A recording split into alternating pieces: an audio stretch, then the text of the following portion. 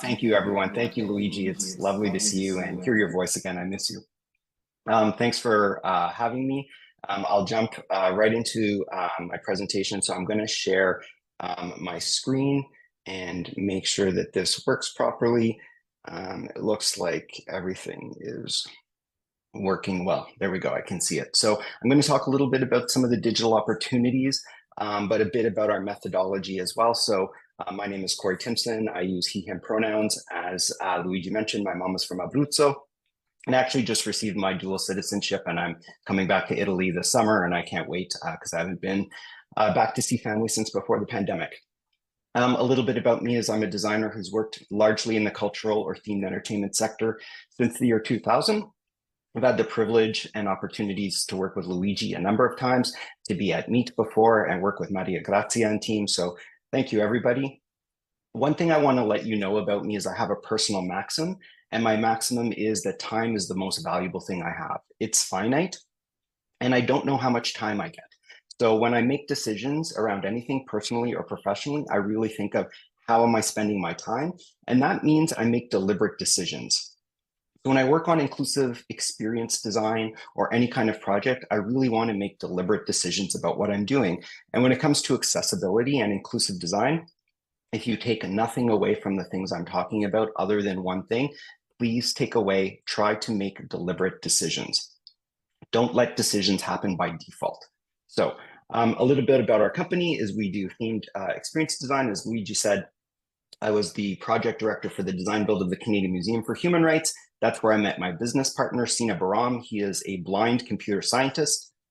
And I was at the Canadian Museum for Human Rights following the Virtual Museum of Canada, where we really started to develop and meddle our inclusive design methodology. These are some of our clients right now. And why I'm throwing that up is you can see that everything from the Obama Presidential Center, dealing with highly political content, to Luigi said, the Canadian Museum for Human Rights, dealing with tons of historically marginalized communities, to the Boise Art Museum that has 6 full-time staff.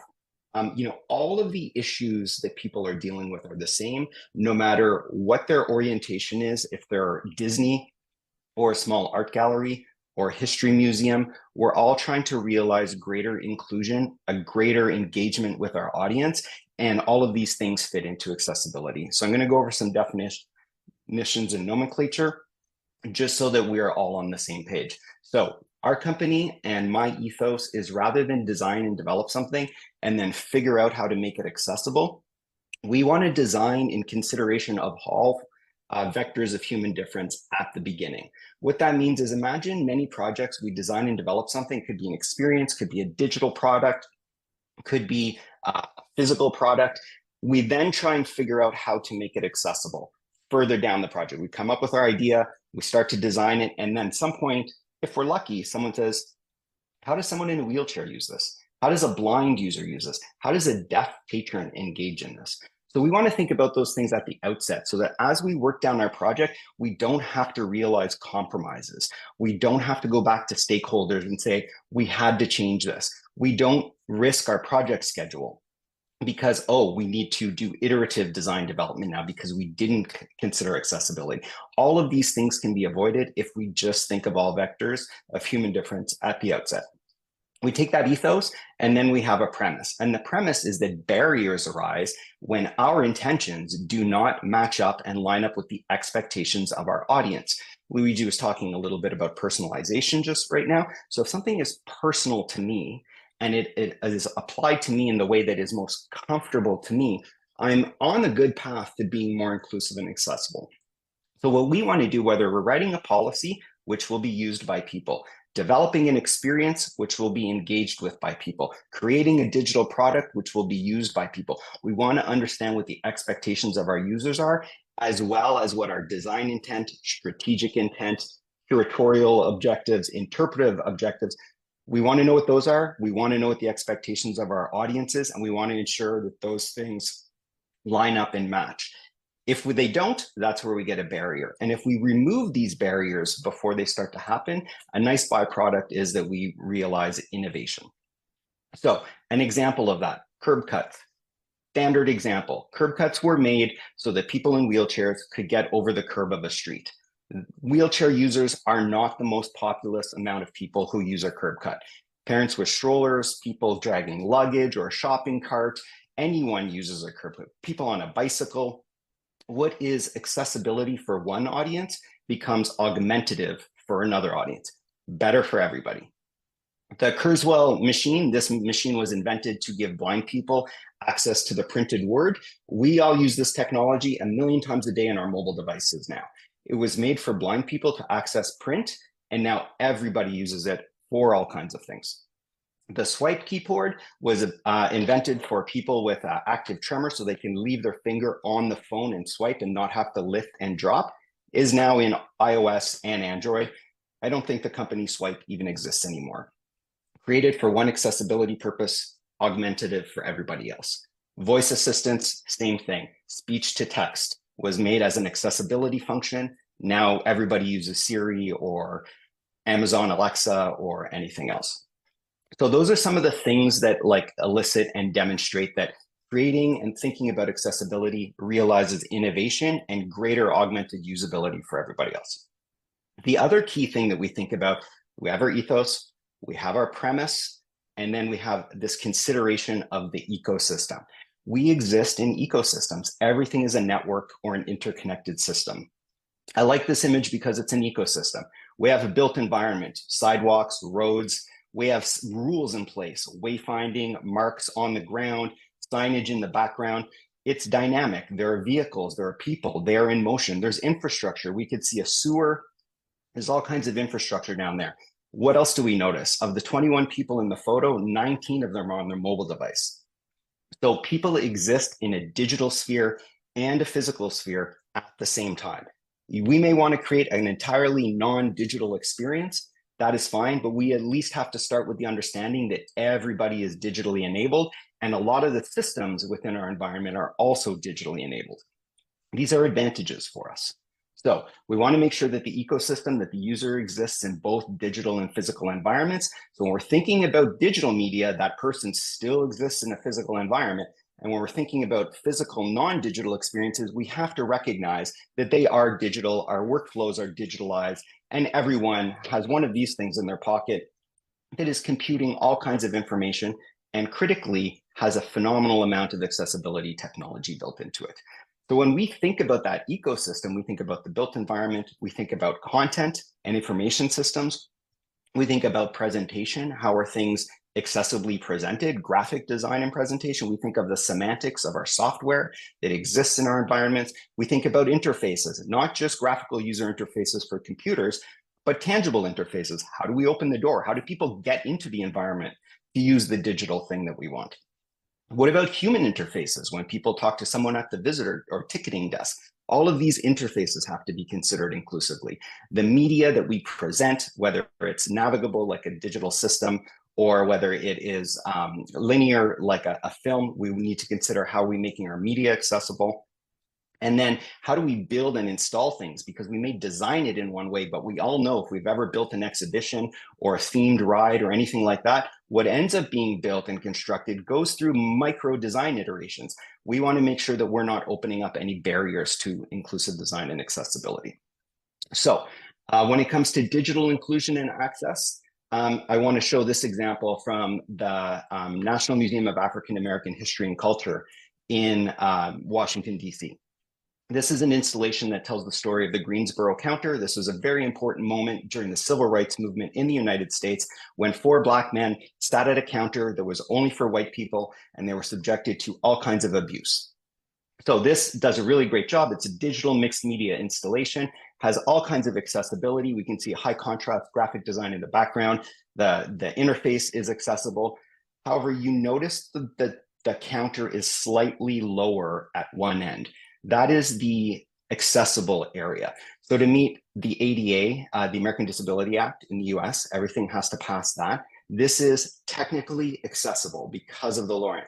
What it is not is inclusive. It is exclusive. It segregates its audience based on ability and disability. So I want to show this because this is an example of an accessible installation, but not an inclusive installation. And the problem, the real tragedy of this example is this installation is about segregation. It's about black and white segregation. And in delivering that story, there's segregation happening between ability and disability. So we want to avoid that as well. When it comes to environmental media, we have to consider that ecosystem. In this case, this is a 360-degree film that we worked on for the Canadian Museum for Human Rights.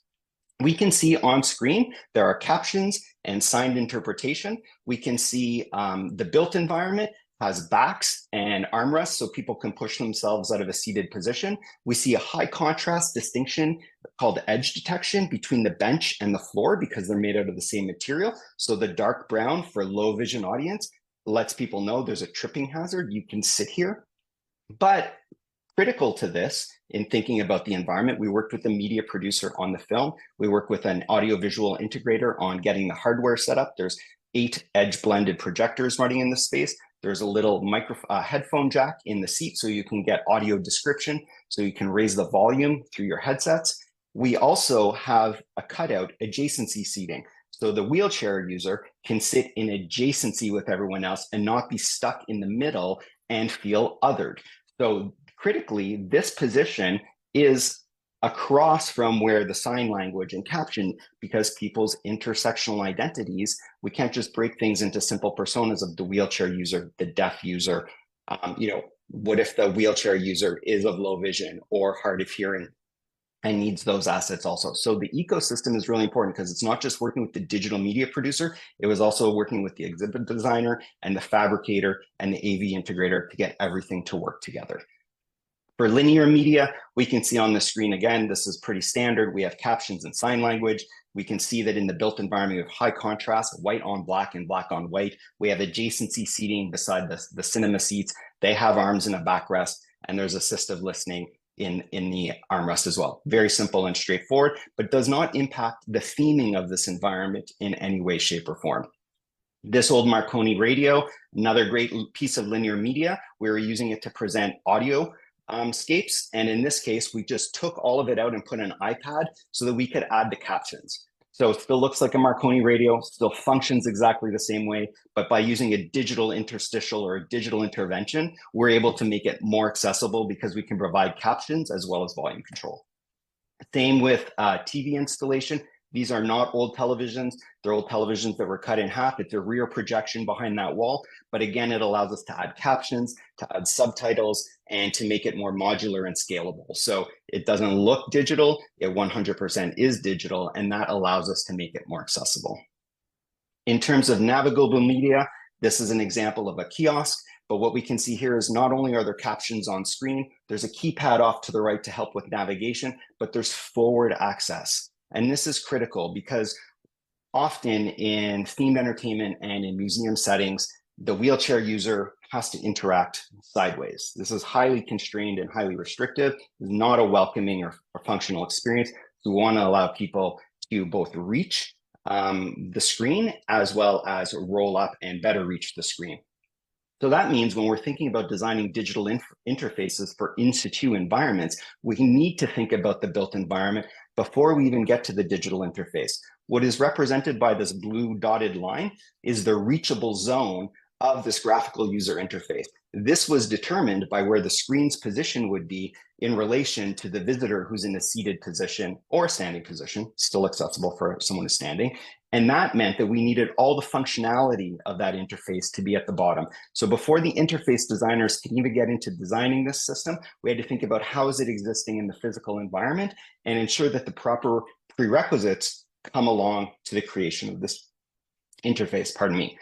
Because it's a digital interface, it also means it's navigable through a keyboard. So what we did in this case is we took a regular keyboard, we just got rid of most of the keys we didn't need. We mapped directional keys to the QWERTY functions that allow you to navigate like a web browser without using your mouse, just using your keyboard. And now we have a keyboard so that someone with an active tremor, a blind visitor who can't use the keyboard can plug their headphones in and they can navigate the entire system just using a functional keypad. It helps all kinds of people. It's not just for blind or low vision people or those with an active tremor. My mom, for example, she uses the keyboard when she goes to the museum.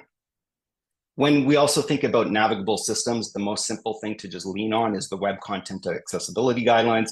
So, we always strive for AA compliance. There's a whole pipeline on how to ensure compliance to WCAG, but if you're doing any digital media systems, navigable systems, and you want things to be interoperable, scalable, but also accessible, follow the WCAG guidelines. This is a classic example for this installation. This was in an exhibition I developed called Mandela. It was on Nelson Mandela, and this is coming out of the Soweto uprising part of that story, where people who were protesting the apartheid in South Africa were picketing, and they were fighting against the militarized police force. In this case, we wanted people to be able to create their own protest posters. So in the background, you see all of those posters. 3 of them are actually blank and are being projected upon. So people have an opportunity to create their own posters and have it be projected in aggregation with all of the other posters. This was developed for a mobile device because we're able to use all of iOS's accessibility technology, and then we ported it into the in-gallery installation and just kept all of that accessibility function. And this is effectively like a giant iPad running iOS so that we could take advantage of that functionality. So typically in museum environments, we think about the in-gallery experience, the on-site experience, and then mobile comes along later. In this case, we developed it opposite so that we could take advantage of all that mobile had to offer. Additionally, people can play this game without ever having going to the exhibition. And so that was a really important sort of small A accessibility consideration, as well as how do we engage the audience that will never actually end up in the museum. Another example, we had these arpiadas from Chile, and they're in environmentally conditioned cases under low lighting, controlled humidity and temperature, but it's very difficult to see the details, and we are limited in our interpretation by what can fit on the rail. So you can see to the left, we have these mini iPads, and what we did was an augmented reality lensing of the arpiada. So it recognizes the image. You can see there are blue hotspots. You can tab the hotspot, it gives description. You can pinch and zoom and explore the details of the arpiadas even more. And then there's supplemental interpretation available. So we achieved a lot of objectives in using the AR in this way, but it was driven by accessibility, but then it allowed us to do so much more.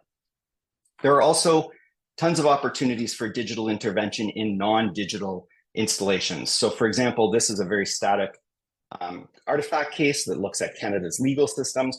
But if you look right here, there's a little silver marker that says 303.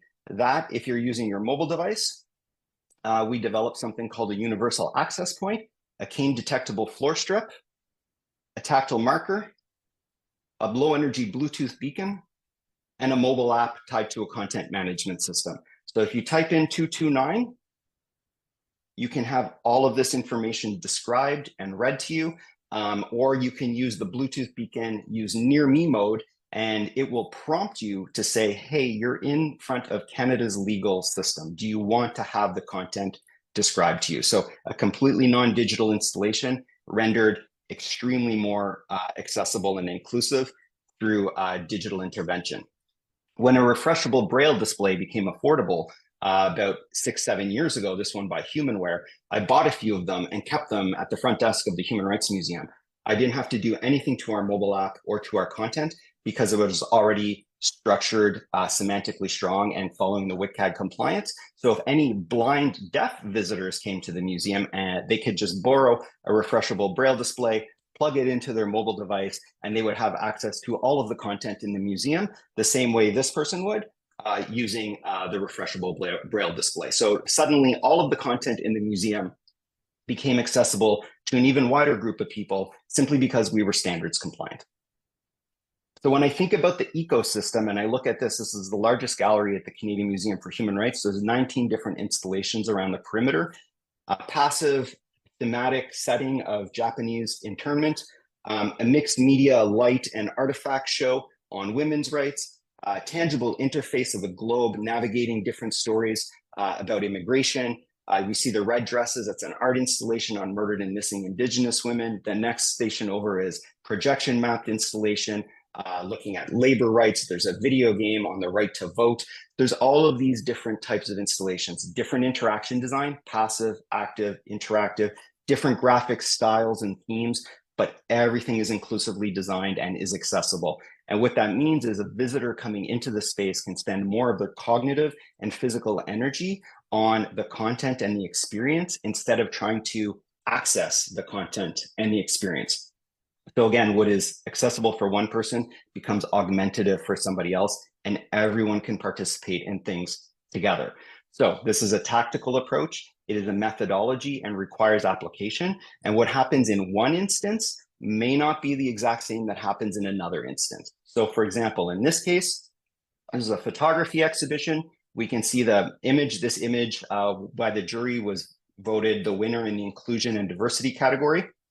We could see to the right of it, there is a tactile image as well. So that is the mapping of the visual image into tactile form. We can see the relief. There are also little hotspots in the relief. So as you navigate and explore the image tactily, you will get an audio description of what you're feeling. Move your hand up the left, you are reaching the elbow and working your way up to the neck of the figure, so on and so forth. So that was a really powerful way of making one modality visual, modality of experience, visual experience, making it multimodal. So it was visual, tactile, and audio. So what is accessible for one becomes augmentative for somebody else. Also, a very nice accident is when we reproduced the subject at scale, they're one-to-one, and visitors ended up holding hands with the subject in the inclusion and diversity category at a period of time when there's a lot of racial tension and social issue happening. So it was a very meaningful experience. We ended up getting $8 million of earned media revenue out of the fact that people were holding hands with the subject. We didn't intend for that to happen. We only intended to make the image more accessible, and we got this other return out of it. So these are the types of things that happen when we start to think about inclusive design and accessibility. A similar thing, this is at the Warhol Museum in Pittsburgh. We have Andy Warhol's Brillo box. We have a Campbell soup can relief. Audio description is available through a mobile device, and there's Braille labels as well. So it provides the same affordances, audio, visual, tactile, multisensory, multimodal engagement, but it's done in a different way. And that's just based on the nature of the client we're working with. So that's what I'm saying. It's a methodology that requires application. You won't always end up with the exact same result, but that's because you want to be respectful of the environment and then a nature of the environment in which you're working. This is from an exhibition we developed in Toronto last year called Transforming Grief, and it looked at the impact of COVID-19 pandemic on marginalized communities. We had 8 different marginalized communities from within the Toronto area participate, and in order to make everything accessible, we presented this show in 3 languages, Anishinaabe-Bowen, English, and French. Everything was available in Braille, and here is another example of where we have a tactile QR code, and we're taking advantage of the mobile device. Even though the Braille is available there on the rail, using the mobile device, then we can send people to a micro website. They can get visual description, audio description, they can get all of the text, they can pinch and zoom, it's all high contrast. They can get all of the accessibility affordances for any media, like sign language, audio description, and captioning, all through using that. But the redundancy is in place. So while it's digitally accessible, it's also available in print binders for people as well. So always trying to keep that redundancy. Why does this matter? 1 in 4 people in the world has a disability. It's 2 billion people. I work right now with about 40 different clients. All of them want more people to come and see their stuff. They want a deeper engagement and greater learning. Well, there's no greater barrier to engagement and learning than if you're not accessible. And 1 in 4 people has a disability. 1 in 2 people over the age of 35 will have a disability in their lifetime. This is an enormous market. When we're meeting with Disney, they want greater revenue. This is a huge market for revenue. When we're working with a nonprofit, like a social justice organization, they want greater engagement and greater learning. So another huge market. When we think about strategic returns, we know that revenue is one strategic return, but not all organizations are as concerned with revenue. A lot of organizations or nonprofits have, appropriations and so on and get their money in different ways, but they do have performance indicators. Everyone has to report on something. So if we take the nonprofit performance indicators like visitation, repeat visitation, membership, audience demographics, audience reach, all of these increase if we are more inclusive and accessible. So I guess a few more notes is applying the methodology often results in no or low costs. There are certainly costs to being inclusive and being accessible, but if you do things early enough along in the project, the costs will be negligible. We rarely exceed 1% of a project budget when we're working on stuff. If we're working with the Museum of Science and Industry in Chicago, it's been open for 120 years, they're not going to become accessible tomorrow. They can't remediate the entire campus. It's going to cost a fortune.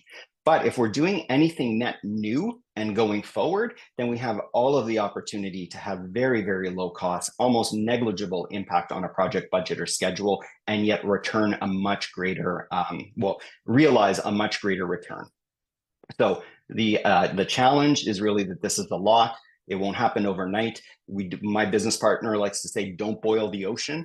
We want to chip away, but we want to be deliberate. We have a methodology in working with different clients where we do workshops and trainings and lectures. We produce standards and guidelines. We develop workflows. And this is also that, we could walk away and the organization we're working with can be sustainable, because we're not worried about giving away our secrets or how we do things. The world is a deeply inaccessible place, and the burden is often placed on the individual. The burden is on you because you use a wheelchair. The burden is on you because that door can't be opened. Well, if that door didn't have a doorknob, instead had a lever or a push bar, many more people would be able to open it. So our approach is that our environment is disabling, and the burden should be on us as designers, as engineers, as architects, to ensure that we're creating a world that is as least disabling as possible, removing the burden from the individual and placing it back on society as a whole.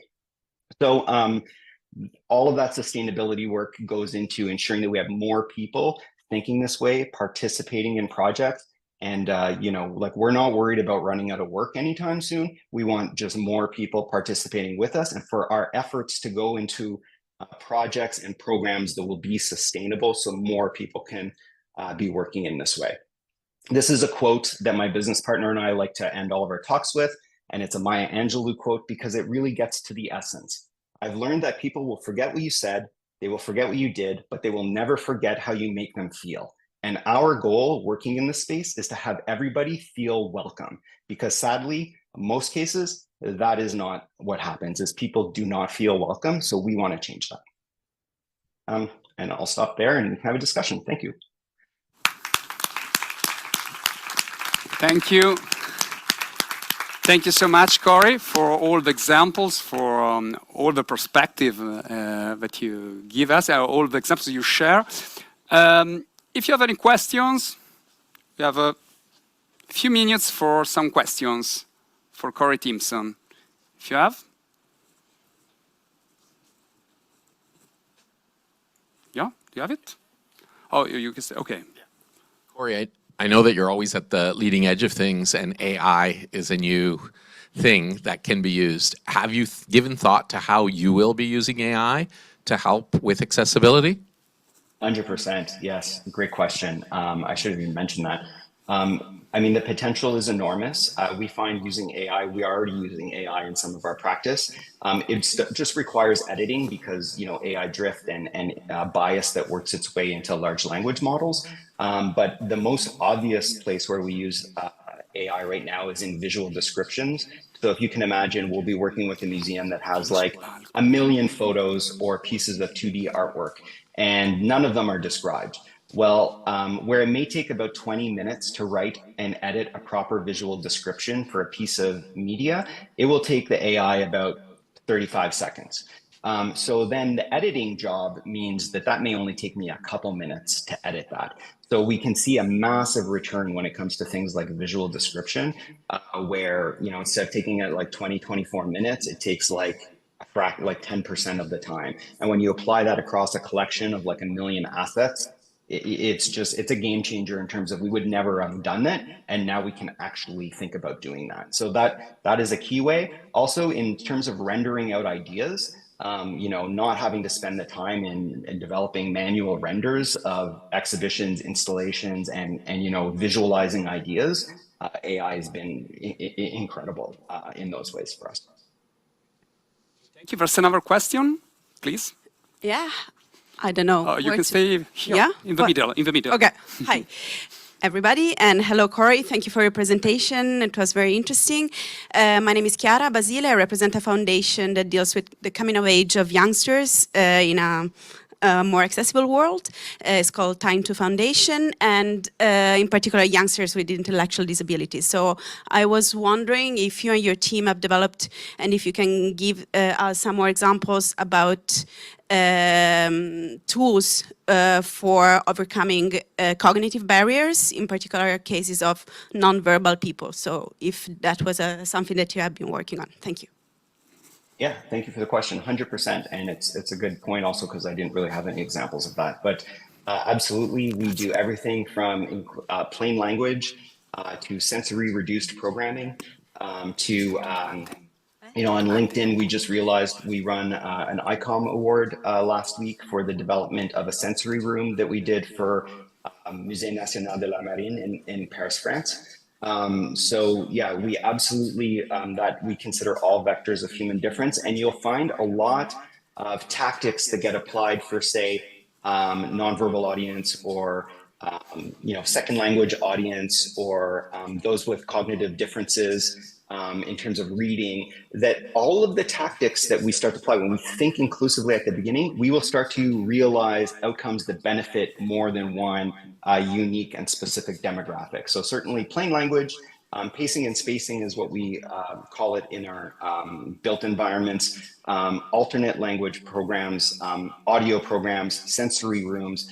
When we develop programs within space, it's about having like mornings at the museum. My Nono had Alzheimer's and dementia. And back then, I was looking for anything that I could do with him. I spent a lot of time with him, and there wasn't that much available. Now, many museums in Canada and the US have mornings at the museums where, a lot of the media is turned down, a lot of the sensory stimulation has been reduced. And, there's these types of programs that we develop as well. So it's a whole A to Z kind of approach, but absolutely we look at all of the different cognitive, emotional differences.